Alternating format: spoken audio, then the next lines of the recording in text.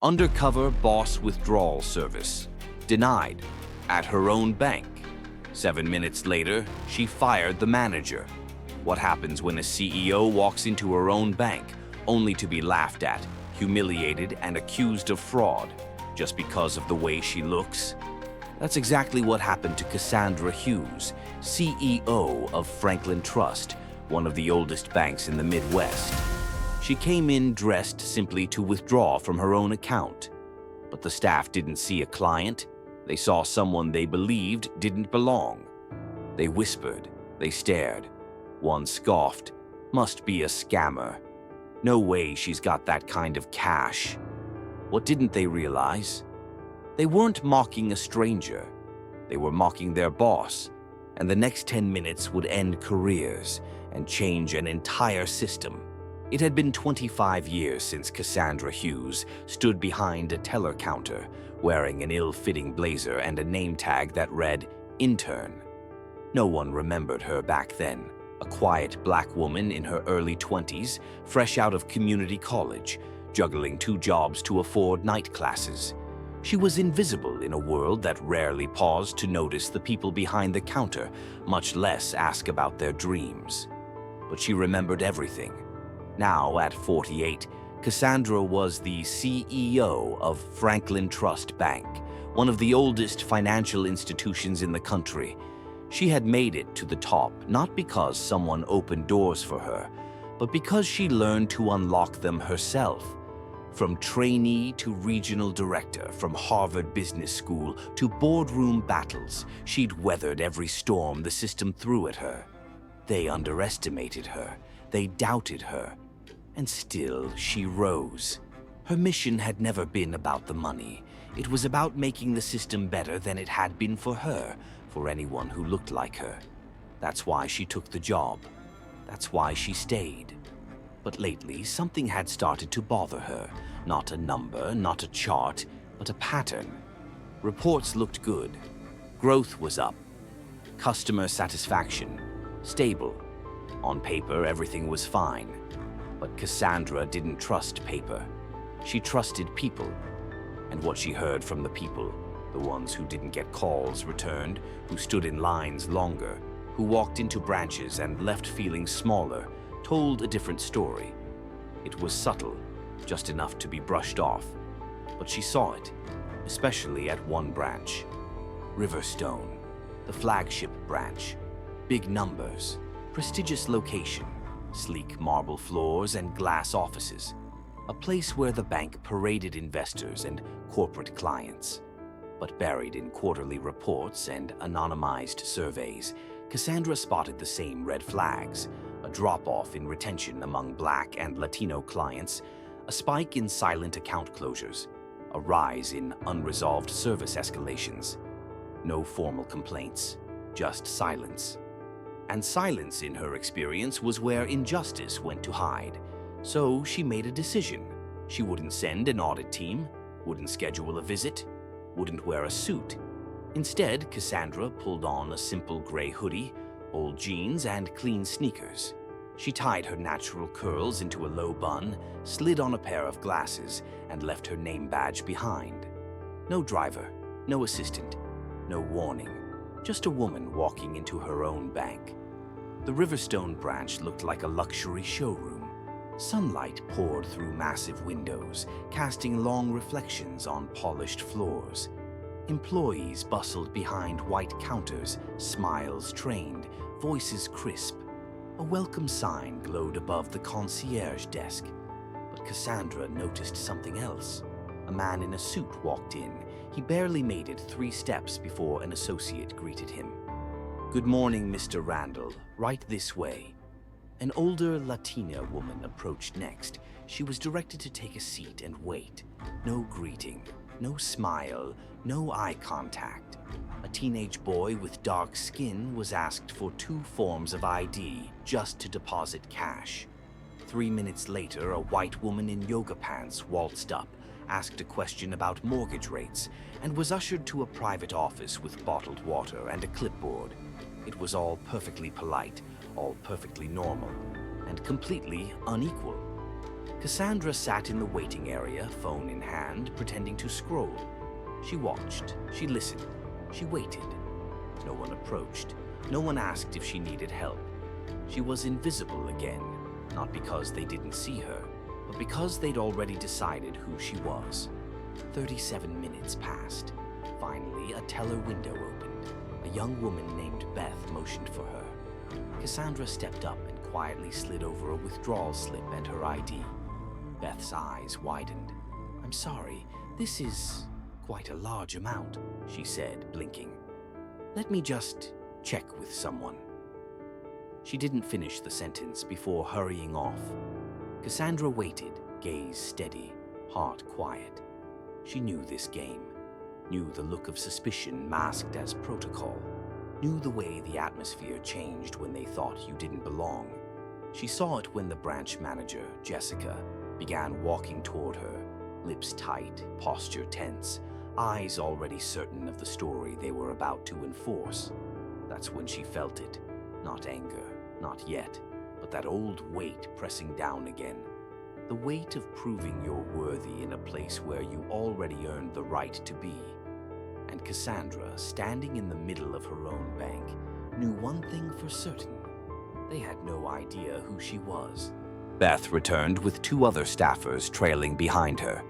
One of them, a senior teller named Richard, folded his arms and stared Cassandra down like she was standing in the wrong line at the wrong airport. The other, a smug man in his late 30s, Mark, leaned on the glass divider and glanced at her ID, lips twitching in amusement. Jessica Keller, the branch manager, arrived seconds later. She didn't smile. She didn't introduce herself. She looked at Cassandra the way you look at a riddle that shouldn't exist. A woman dressed plainly, asking to withdraw 6 figures from a personal account in a bank where appearances decided how seriously you were taken. Jessica tapped the counter lightly with her manicured nails. "Ma'am, this is an unusually large withdrawal. May I ask what you need this money for?" Cassandra didn't flinch. "It's my account. I've already provided ID and verification." Jessica tilted her head, eyes narrowing. "Still, we're obligated to flag irregular activity." Behind her, Mark muttered something to Richard, loud enough for Cassandra to hear the word laundering. Richard snorted like they were in on a private joke. A few customers turned their heads, whispers, glances. Cassandra noticed it all. The woman across the lobby who pulled her purse closer, the man who checked his watch and frowned in her direction as if her mere presence was causing the delay. Beth stood stiff behind the counter, her eyes bouncing between Cassandra and her manager. She wasn't part of the mockery, not fully, but she wasn't stepping in either. Cassandra remained calm. "Is there a problem with my account?" she asked. "No," Jessica said too quickly, "but we do have discretion when a transaction appears. Suspicious." There it was, that word, wrapped in protocol, laced with condescension. Suspicious. Not because of the account, not because of the balance, because of the person standing there. Cassandra took a breath. She could feel the scene tightening around her like a vice. The staff were forming a circle, not physically, but in posture, in silence, in glances shared over her head. The energy in the room shifted from awkward to predatory. She'd been here before. Not in this building, but in this moment, in this feeling. The one where they were waiting for her to snap, so they could say, "There it is." Angry. Difficult. She didn't give them that. Instead, she reached into her bag and pulled out her phone. She stepped slightly away from the counter and, with quiet precision, dialed a number from memory. Richard squinted. Mark leaned closer. Jessica raised an eyebrow. "Melinda," Cassandra said, her voice calm. "I need you at the Riverstone branch. Now." She hung up without another word. Jessica blinked. "Excuse me?" Cassandra turned back to the counter. "I'll wait." Beth's hands were trembling slightly. She tried to stack a pile of deposit slips, but they kept slipping. Her eyes met Cassandra's just for a moment, something unreadable passing between them. Mark scoffed. "You're calling back up for a cash withdrawal? This isn't a robbery, ma'am." Richard chuckled. "Maybe it is. Who knows where this money's even from?" Jessica's smirk faded just slightly, uncertain now. The name Melinda stuck with her. Something about the way Cassandra had said it, not as a plea but a command, like the kind of person who wasn't used to being ignored. Then silence. Only the quiet buzz of fluorescent lights and the faint hum of the security cameras overhead. Cassandra stood there, alone in a room full of people, none of whom truly saw her. And outside, less than 15 minutes away, a luxury black sedan had just pulled out of a restricted parking garage beneath the Franklin Trust headquarters. In the passenger seat sat Melinda James, Chief Operating Officer, and she was not smiling. The clock on the wall behind the teller windows ticked past 10:24 a.m. Cassandra remained still, her phone back in her purse, her hands folded calmly in front of her. The waiting lobby of the Riverstone branch had gone oddly quiet, the kind of silence that doesn't come from peace, but from anticipation. Like everyone knew, something was about to break. Jessica paced behind the counter, her confidence beginning to fray. She tried to maintain control, calling over to Mark. "Check the back office camera feeds. I want to make sure this woman wasn't recording earlier." Beth's head snapped up at the word woman, not customer, not Ms., just this woman. Richard rolled his eyes. "She's playing games, Jess. Probably Googled some exec's name and called a bluff." Cassandra didn't respond. She simply raised her chin a little, as if she'd heard far worse in much quieter rooms. But Jessica took the bait. She stepped forward, planting her heels with purpose, and leaned across the counter as if proximity could equal dominance. "Let me explain something clearly," she said, voice low but carrying. "This bank has policies, and people like you," her eyes flicked down to Cassandra's hoodie, her plain shoes, her skin, "tend to get creative when those policies don't go their way." Mark snorted. Richard smiled wider. Cassandra blinked once, slowly. "People like me?" Jessica hesitated, realizing too late that the words had slipped out fully formed, no longer cloaked in professionalism, but it was out now. Too raw, too revealing. Beth's hands went still. Even a customer across the lobby, a white woman in her 60s, lowered her phone to her lap, watching with something like disgust in her eyes. Cassandra didn't raise her voice. "Just so we're clear, you've accused me of suspicious activity, refused to process my transaction, implied I'm committing fraud, and now you're categorizing me as people like me." Jessica looked away, jaw clenching. "This is not about race." "I didn't say it was," Cassandra replied evenly. Richard muttered, "It always turns into that, doesn't it?" And that's when the door opened. Not the main entrance. The side entrance near the employee hallway. Melinda James walked in like the air parted for her. Tailored navy suit, no handbag, no smile. Her heels echoed like warning shots across the marble floor. She didn't say a word as she scanned the room, her eyes finally landing on Cassandra, and only then did her expression soften. Cass, that was it. Just one name. Software familiar. Respectful. Jessica's head whipped around so fast she nearly stumbled. "Wait, what did you just call her?" Melinda stopped in front of the counter. "Cassandra Hughes, President and Chief Executive Officer of Franklin Trust." Silence. A gut-punching, dead-air silence. Cassandra didn't flinch. She didn't gloat. She simply looked Jessica in the eyes and said, "You were saying something about policies." Richard's smirk vanished like a switch flipped. Mark stepped back. Beth gasped aloud. Jessica looked like the floor had dropped out from under her. She didn't identify herself. She shouldn't have to, Melinda cut in. She's a customer. No one moved. Then Melinda turned to the nearest camera and pointed. Pull every second of today's footage, every recorded word, every transaction. Secure it under executive review. Mark nodded stiffly, suddenly more obedient than ever. Cassandra remained where she was, still behind the counter, still with her hands folded.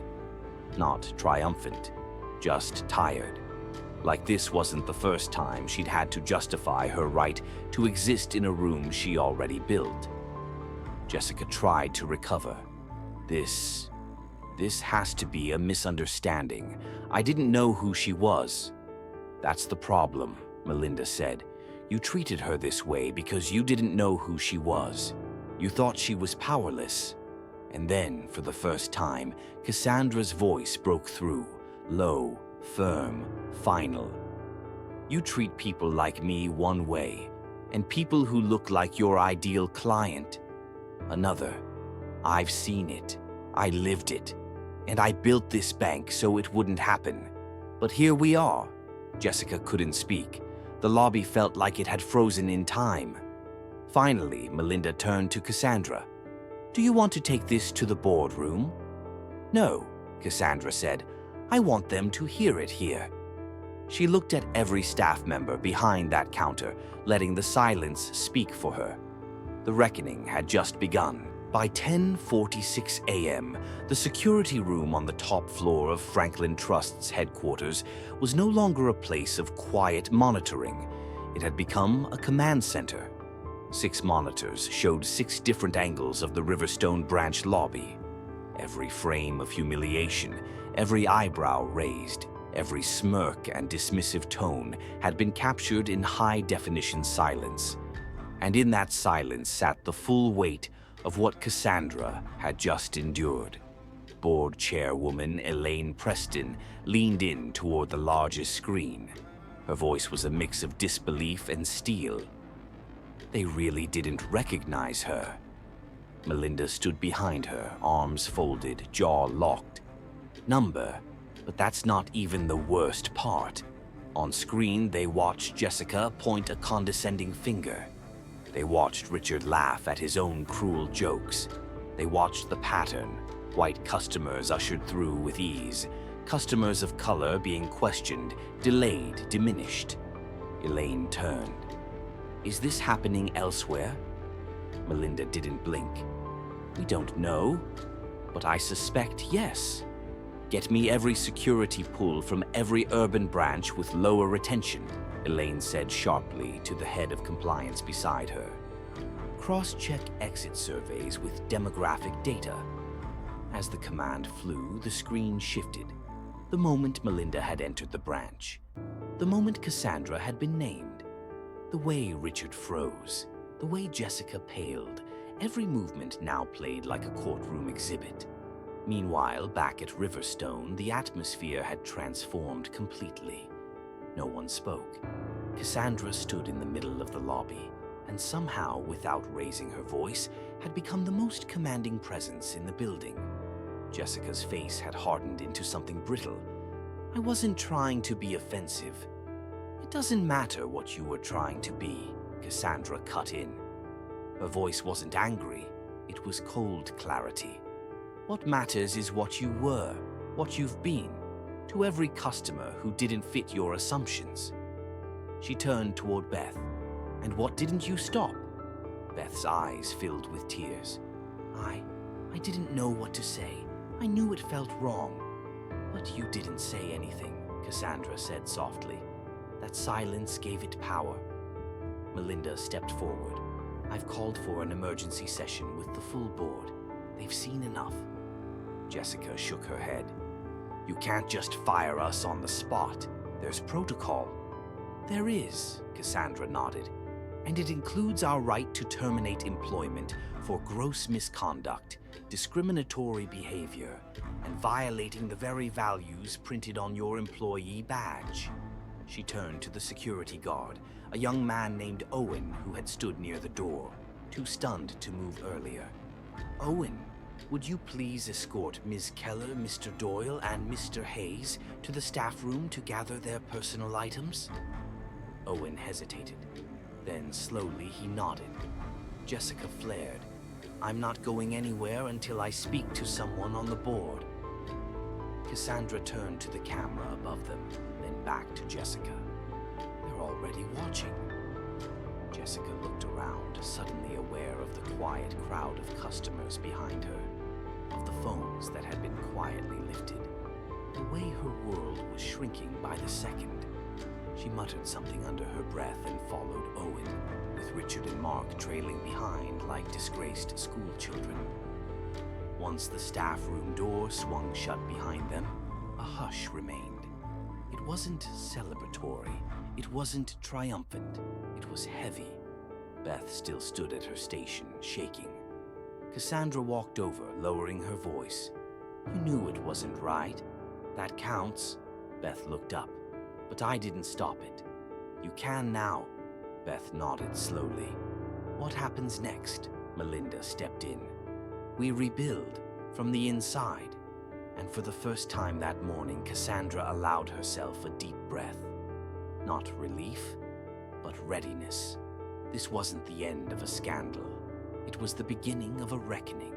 By noon, the Riverstone branch had returned to a kind of uneasy rhythm. Customers resumed their business, though with far more hushed voices and stolen glances. The once dismissive energy behind the counters had vanished, replaced with a kind of reverent stillness, like everyone realized they'd been walking across thin ice and just heard it crack. Inside the manager's office, Cassandra stood at the window, watching the branch from behind the two-way glass. Melinda joined her, tablet in hand. They're still in shock, Melinda said quietly. They should be, Cassandra replied. But this isn't about fear, it's about clarity. Melinda turned the screen toward her. The board just approved the emergency reform package. Cassandra raised an eyebrow. Already? Unanimous, Melinda confirmed. $50 million toward anti-bias training, restructured incentive systems, and new equity metrics for all frontline roles. And they greenlit your idea. Cassandra's lips curved into the faintest smile. The hotline? Every branch, every window, with your name and number printed below. She nodded once, the smile vanishing. It's not about me. It's about accountability with a face. Down on the floor, Beth was carefully restocking envelopes near the deposit slips, avoiding eye contact but noticeably present, no longer hiding behind the counter. Cassandra watched her for a moment. She hesitated, Melinda offered, reading her gaze. But she didn't follow, Cassandra said. There's a difference. Outside, a line of customers formed, each interaction slower, more deliberate. Staff were quieter now, not because they'd been silenced, but because they were listening, watching themselves in real time. Cassandra stepped out of the office. The room quieted again. She walked over to Beth's station, customers parting slightly to give her space. Beth looked up, startled, but didn't flinch. Cassandra placed a folded paper on the counter. That's your interim promotion letter. Beth blinked. What? You'll manage this branch for the next 60 days, Cassandra said, her voice calm but absolute. You've seen how this place can fail. Now I want to see how it can change. Beth opened her mouth, closed it again, then finally, I'm not sure I'm ready. You weren't ready this morning either, Cassandra said, but you still knew the difference between right and wrong. Silence. Then Beth nodded. I won't waste it. Cassandra smiled gently. Good, because we don't have time to waste. Melinda approached with a small, clear box. Inside was a pin, polished silver with the words, Fair First, Always. Part of the new standard, she said. Every branch leader will wear one. Beth accepted it with both hands.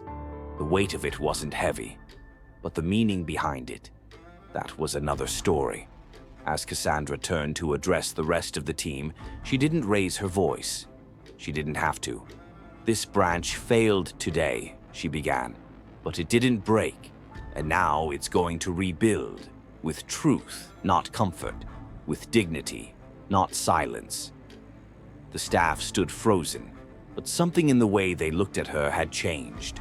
Not fear, not an obligation, respect.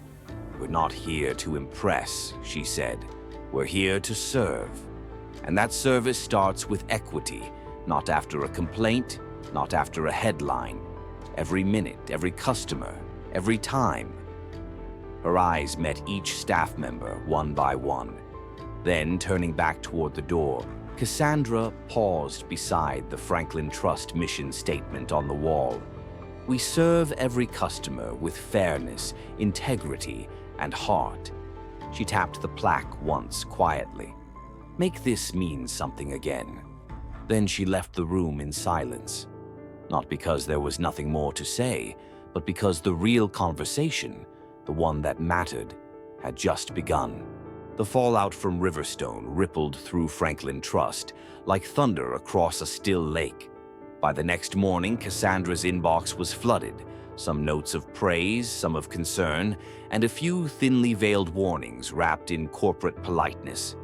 But none of them surprised her. What did surprise her was the pace of change and the resistance.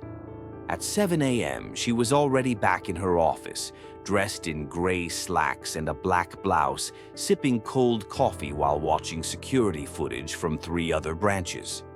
She'd asked Melinda to flag any patterns. It didn't take long. One screen showed a branch in Westport, a black father and his teenage son waiting, while 3 white customers who arrived later were served first. Another showed an Asian couple struggling with English, pointed silently to a self-service kiosk while the teller laughed at a joke with a white client. Cassandra muted the screens. She'd seen enough. Melinda entered, holding 2 files. "Both branches you flagged have spotless complaint records," she said, dropping the folders on the desk. "No official issues." Cassandra opened one of the folders. "Of course not. Most people don't complain. They just leave." Melinda hesitated. "Do you want to talk about the pushback?" Cassandra looked up. "From who?" Melinda exhaled. "Regional executives. A group of 7 sent an internal memo last night. They want the equity audit paused." Cassandra's jaw tightened, but her voice remained calm. "Why?" "They say it's disrupting morale, and that our priority should be growth, not guilt." There was a long pause. Then Cassandra said quietly, "Schedule them." "For what?" She looked straight ahead. "A meeting they won't forget." Later that day, Cassandra entered the executive boardroom, not with a speech, but with a screen. The room was sleek, modern, with glass walls overlooking the skyline, but the tension inside made it feel claustrophobic. 7 regional heads sat along one side of the table, all white, all men. On the screen behind her, Cassandra queued up 2 videos, one from Riverstone, another from Westport. She hit play, no narration, just the images. A customer ignored, another dismissed, a child watching his father get quietly humiliated. When it ended, Cassandra spoke. "You want to pause this?" Silence. "We're not disrupting morale. We're disrupting protection, of comfort, of habits, of unchecked power." One of the men, John Elders, head of Northeast Operations, leaned forward. "I don't think anyone here supports discrimination," he said carefully. "But not every interaction is racism. Not every delay is a microaggression." Cassandra didn't blink. "No," she said, "but the patterns are real. And right now you're asking me to ignore them to protect your idea of professionalism." She turned to Melinda, who brought up a 3rd video, this time from a branch in Atlanta. A white customer asks to speak to the manager. The black teller, calm and professional, tries to explain the delay. The customer snaps, "I want someone who speaks like they belong here." The manager appears, apologizes, to the customer. The room went still. Cassandra stepped back from the screen. What if that were your daughter behind that counter? Still silence. She didn't need a vote. She already had authority. This isn't about politics, it's about principle, she said. Every branch manager's performance bonus will now include equity metrics. Every complaint, formal or not, will be reviewed. And starting next quarter, mystery shoppers will be hired across all regions. The regional heads looked stunned. One opened his mouth to speak, but Cassandra raised a hand. This isn't a discussion, it's direction. She turned off the screen. This bank is not in the business of defending what's easy. We're here to fix what's wrong, even when that means admitting we've failed. She didn't wait for a response. She walked out, leaving the door open behind her. The message was clear. You're either part of this change, or you're standing in its way. That night, back in her apartment, Cassandra sat on the edge of her bed, shoes still on. The city lights pulsed through the window, and for a brief moment she let herself feel the weight of it all. The backlash, the pressure, the silence of those who agreed but stayed quiet. Then she opened her laptop and pulled up a spreadsheet. Branch satisfaction scores, complaints, demographics. One column caught her eye. Riverstone post-incident. Customer satisfaction, up 27%. Employee engagement, up 41%. She closed the file. Change was possible. Hard, slow, but real. 3 weeks after Cassandra Hughes launched her sweeping reforms at Franklin Trust, she expected external resistance. She was ready for tough headlines, anonymous op-eds, and even some clients leaving. What she didn't expect was betrayal from within. It started as whispers, then an unsigned memo, and then, just like that, it reached her desk. A formal letter of concern, carefully worded and co-signed by 7 regional directors. It cited concerns over policy overreach, potential bias in executive decision-making, and a chilling phrase in the final paragraph. We request a temporary review and possible suspension of CEO Cassandra Hughes' authority pending an independent board evaluation. No names on the line, just a signature block marked Regional Coalition for Operational Integrity. Melinda found her in the office that evening, the sun low, casting sharp shadows across the floor. They filed it through internal legal, she said, her voice quiet but tense. They're going around you, Cassandra. Going to the board. Cassandra didn't look up from the letter. Her thumb rested on that last line. A suspension. From her own leadership. The silence in the room stretched until Melinda finally added, "They're saying your reforms are racially divisive, that you've singled out white managers." Cassandra gave a quiet, humorless laugh. "And yet, not one of them spoke up when Jessica called me someone like you." "Not one." Melinda nodded. "They're scared. You've touched power, comfort, structure. Now they want to make it about you." Cassandra stood slowly and walked to the window. From her office on the 42nd floor, she could see the top of the Riverstone branch, just a speck in the skyline. "They don't hate what I did," she said softly. "They hate that it worked." She turned around. "Show me the numbers." Melinda opened her tablet and brought up a report.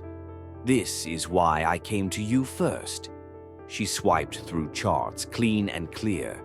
Branches that implemented the equity metrics saw an average 12% increase in retention. Customer satisfaction among non-white clients rose by 18%. Staff engagement scores in pilot locations up 22%. Cassandra took a slow breath. Facts, not feelings. That was the shield. "You think it's enough?" she asked. Melinda answered without hesitation.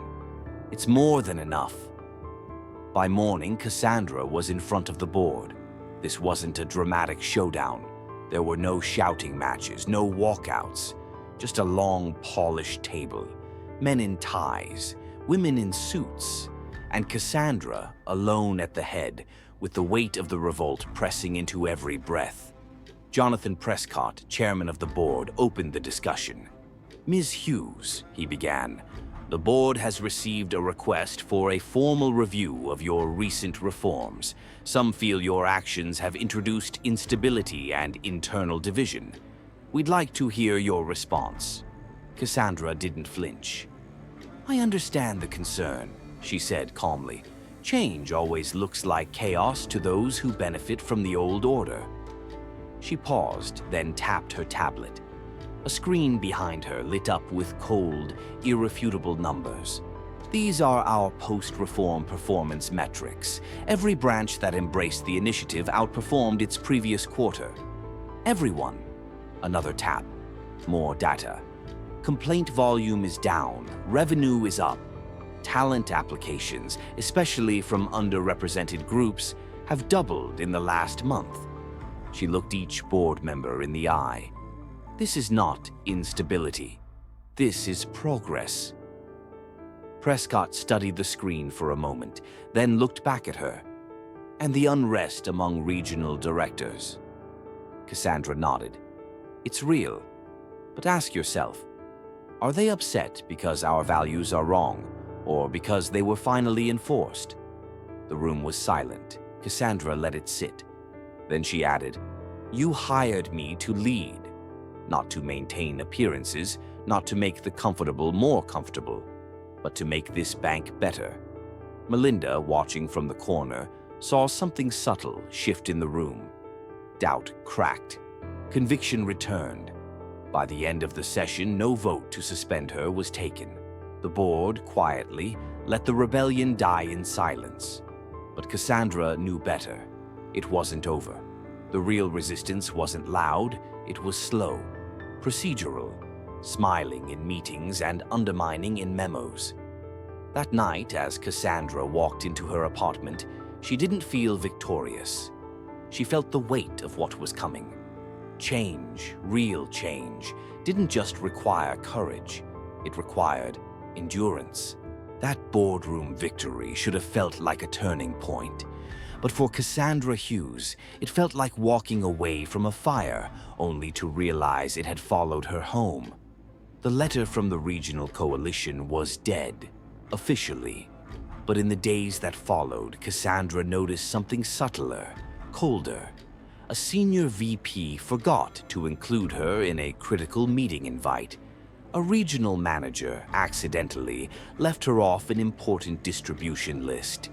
Passive resistance wrapped in pleasantries. Then came the press. An anonymous leak made its way to a financial news blog. Franklin Trust CEO accused of racial favoritism. The story was thin, speculative, but it spread fast. Headlines asked loaded questions. Talk shows invited former insiders. Some clients started calling their local branches, asking if their money was still safe. Cassandra stayed composed in public. She gave carefully measured interviews. She posted a calm, principled internal memo.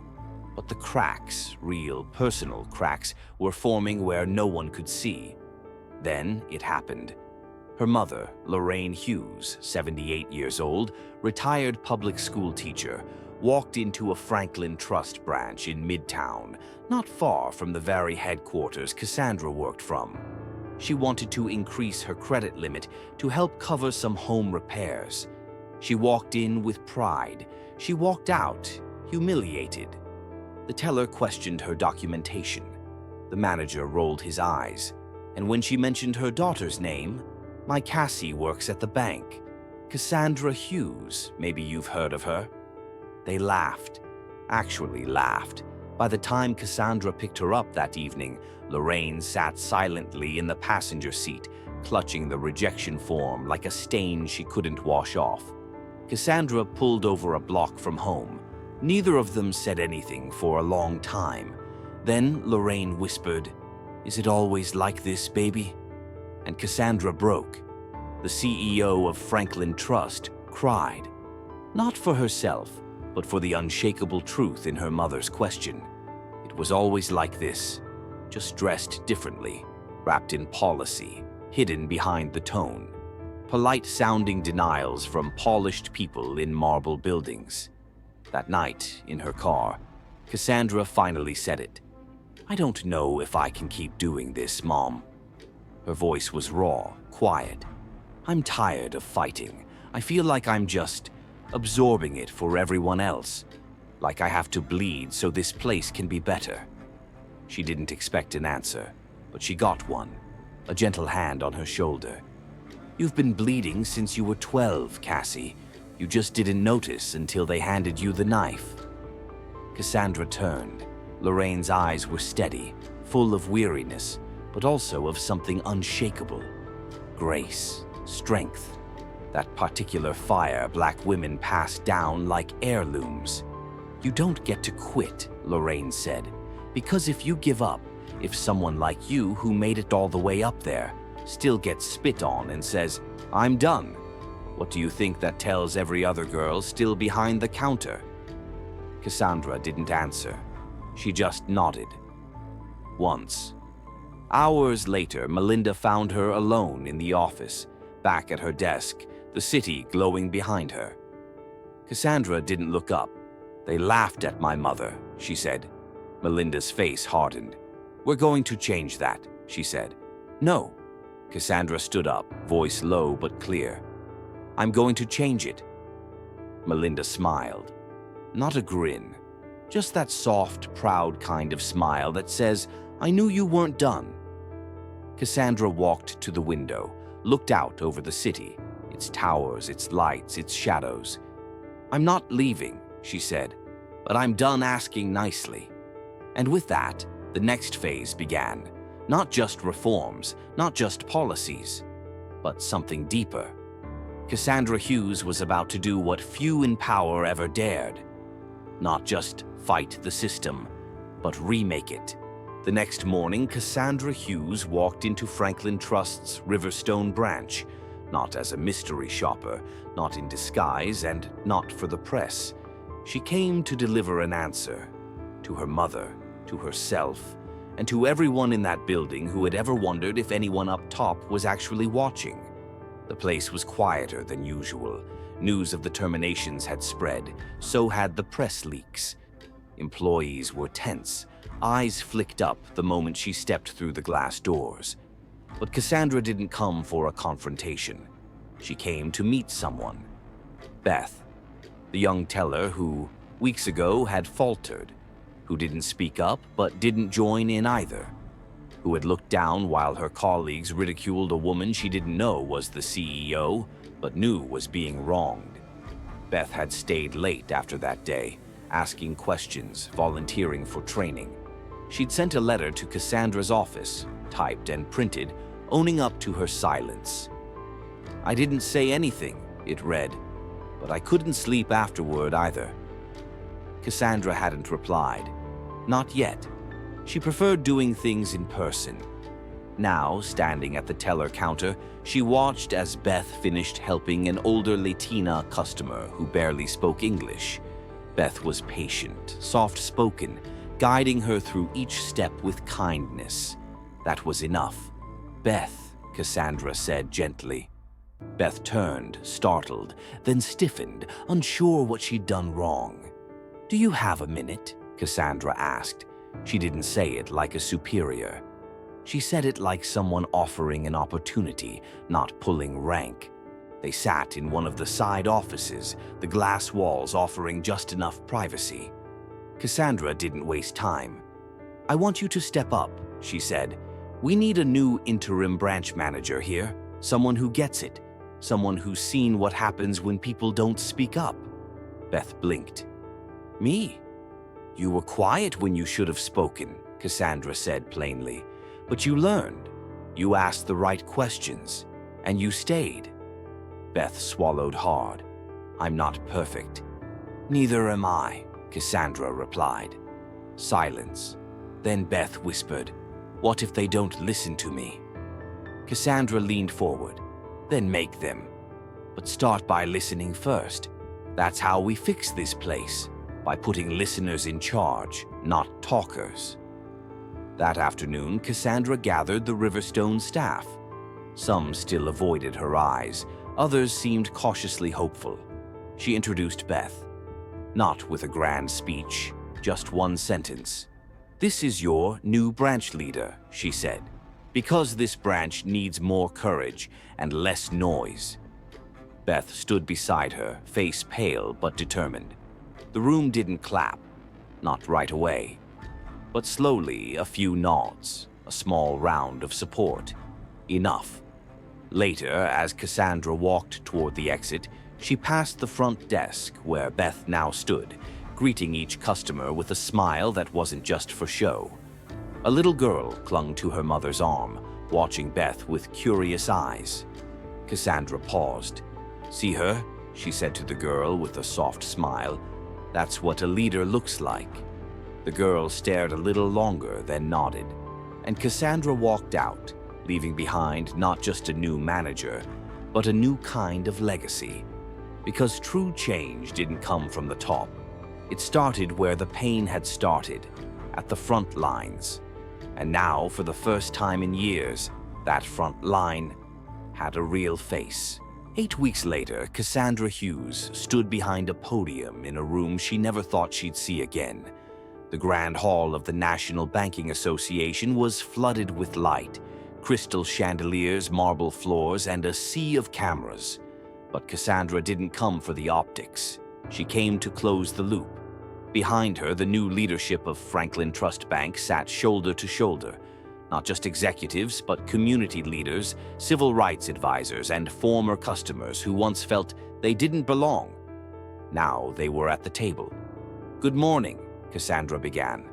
Her voice wasn't loud, but it was steady, clear, tired in the way only real leaders get tired, not from effort, but from carrying others with them. 8 weeks ago, I stood at the center of a lobby where I was told I didn't belong. The room quieted, and in that moment I remembered what it felt like to stand on the other side of the counter. To be doubted, to be dismissed, to be told without words, "You're not supposed to be here."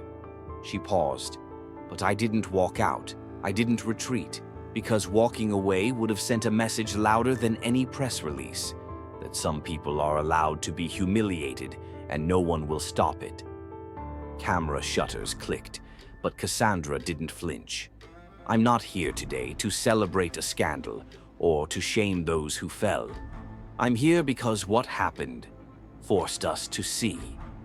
And seeing the truth, that's the beginning of every real transformation." She turned slightly, gesturing to the screen behind her. It flickered on, showing a simple graphic. Franklin Future Fund, $50 million equity reform program. "This isn't charity," Cassandra said. "This is an investment in people, in training, in changing how success is measured. Not just by numbers, but by how many people we lift as we rise." She outlined the changes one by one. Equity index bonuses. Branch managers are now evaluated not just by profit, but by fairness of service across all demographics. Customer advocacy hotline. A real-time reporting system routed directly to Cassandra's office. Community accountability board, composed of clients who had once been denied, ignored, or made to feel small. Now they were advisors. But the loudest moment wasn't a number. It came when Cassandra played footage, security clips from the day everything unraveled. The audience saw Beth, the young teller, hesitate, then step back from a wall of wrongdoing. They saw Cassandra in modest clothes, quietly enduring humiliation. And they saw what followed: discipline, reform, and the moment a woman who had once been told, "Go to a check-cashing place," became the face of change. "This," Cassandra said softly, "is not about me. It's about what we all choose to tolerate, when we think no one important is watching." There was no applause, not yet. Cassandra stepped down from the stage and walked through the crowd, shaking hands not with board members, but with customers seated in the front rows, Angela, a black entrepreneur who'd once been denied a business loan. Mr. Patel, whose account was once flagged for no reason. Rosa, who had waited 40 minutes to cash a check. Now they were here, watching change from the inside. And as Cassandra exited the building, the press chasing behind her, she looked up at the glass doors of Franklin Trust. Etched above them was a new line, quiet but firm. Respect is the interest we pay on every transaction. What happened inside Franklin Trust wasn't just about banking. It was about the quiet violence of assumption, the kind that doesn't shout slurs but whispers doubt, the kind that doesn't close doors but builds them so high most never reach the handle. Cassandra didn't fight back with anger. She fought with presence, with proof, with policy, and that's what made the difference. Because sometimes the most radical thing you can do is to stand your ground with dignity while the world expects you to shrink. So what's the real lesson here? That power is not about status. It's not a title, not a suit. Power is who speaks up when everyone else goes quiet. And maybe, just maybe, the real mark of leadership isn't how high you climb, but how many do you pull up with you. If this story moved you, don't let it end here. Hit subscribe, drop a comment with "respect first," and share this video with someone who needs to remember. Change doesn't start at the top. It starts the moment one person refuses to stay silent.